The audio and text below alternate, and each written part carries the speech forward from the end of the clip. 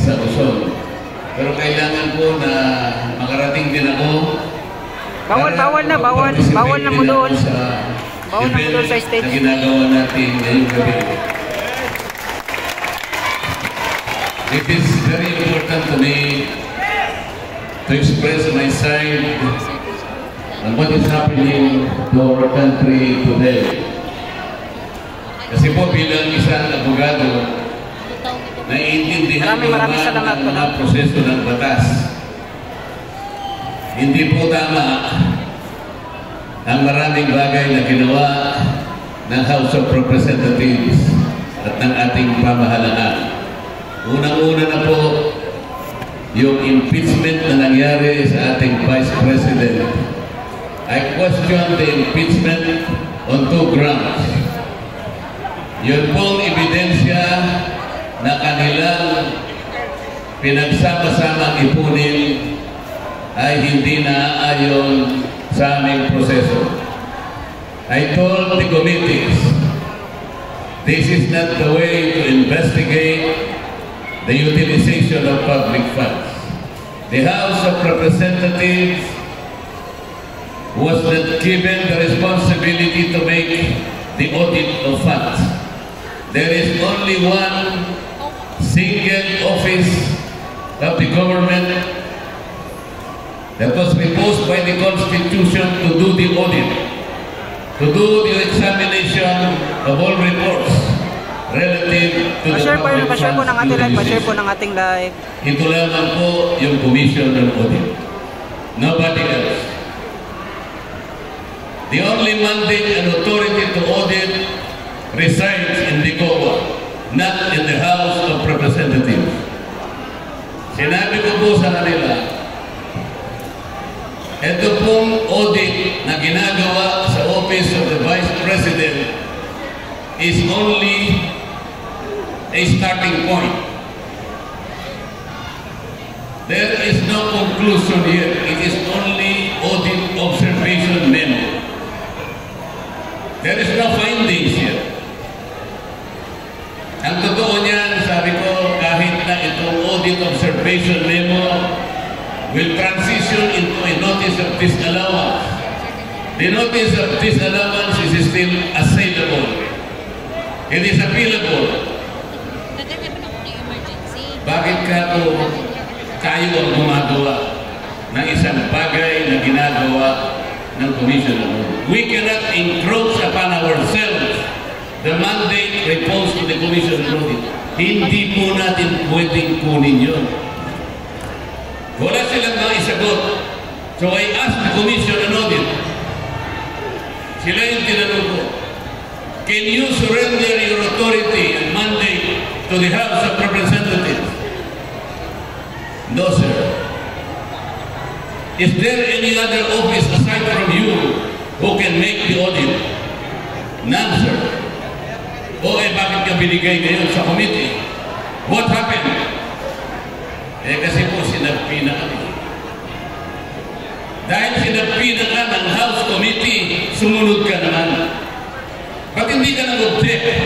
Why did you not write back the House of Representatives? You cannot take away this responsibility from us. This is ours. You have nothing to do with this. Yes. Bakit hindi kayo sumagot? Takot po sila. Ito po yung nangyayari.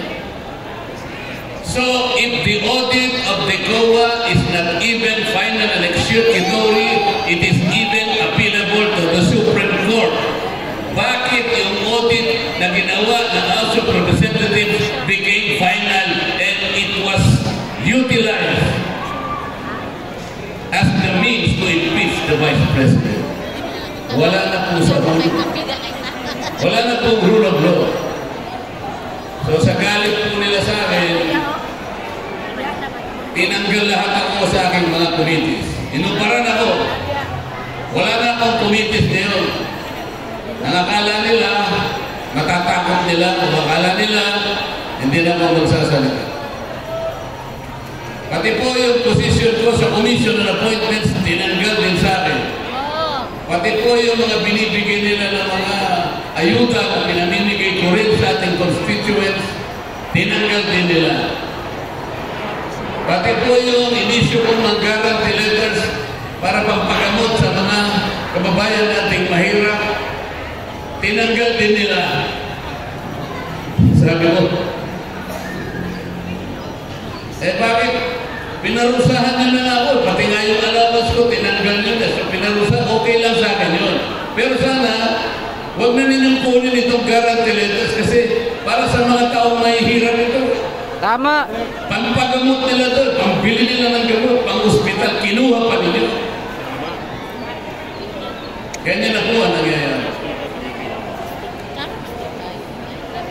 So I question also the manner under which the former president was arrested, detained, and then eventually flew back to the Netherlands. Bilang isang abogado po, sinasabi ko sa inyo, mali po lahat ang nangyari. Yung warrant of arrest, hindi naman po pinakita sa dating Pangulong Duterte. Ipinakita po sa cellphone. Hindi po gano'n. Ang sabi po nila, nakipag-coordinate daw ang Interpol. But I did not see any representative of the Interpol.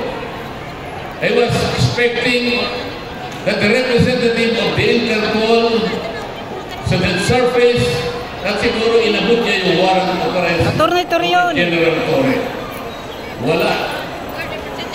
Nandito po si Attorney Torion, nandito si Sir Attorney The Torion. representative, the local Jimmy Bundok.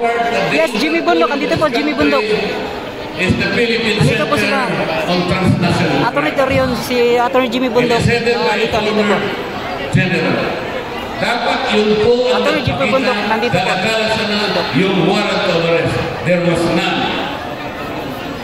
And then, base na rin po dun sa provision ng ICC. Kahit na po na-arrest ko na, palagay mo, in-arrest ko na ang Pangulong Duterte. Under Article 59 of the Rome Statute, sinasabi po doon, the arrested person must be delivered promptly to the competent judicial authority.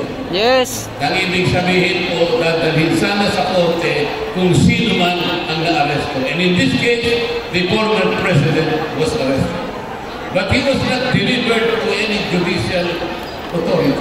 He was delivered doon sa military base of Villamor Airway. Yun, no? Why is it necessary that he should have been promptly delivered to the court? Because only the court can determine the three things required. Nandito na po si Mayor Basti kanina po. Nag-speech na po si Mayor Basti kanina. The court should determine whether or not the warrant of arrest applies to the arrested person. Number two, whether the processes were observed in serving the warrant of arrest. Number three, whether or not the rights of the arrested person were respected. There was no determination because he was simply wished to a Villamor Airways. That is not a court. Maling-mali po lang. Arbitrarily arrested. Ayan na. Patapusin mo natin si Congressman Marquilata na. Tapusin po muna natin, Arjen. Meron din po tayo local law. Republic Act 9851. Under that law, Bago assuming that the mamagres. ICC has jurisdiction, the person should be arrested in accordance with the domestic law. The domestic law is the Philippine law. Dahil wala na tayong pakialam sa ICC because we have withdrawn from the ICC since 2019, dapat ang sinunod ay yung batas ng Pilipinas. Hindi rin nasunod. Tama. There is also the principle of complementarity. Ano po ang ibig sabihin nun? The ICC can only intervene in our local affairs if the courts are unwilling or unable to function. That is the condition. There was no determination that our that our judicial system is ineffective, or is unable to function, or is unwilling to function. There was no such determination. What happened then? Parang ininsulto nila ang kabuuan ng judicial system sa ating bansa. From the lowest court, municipal trial court, up to the highest tribunal of this country, the Supreme Court. Yes. The judicial system was insulted. Just like that.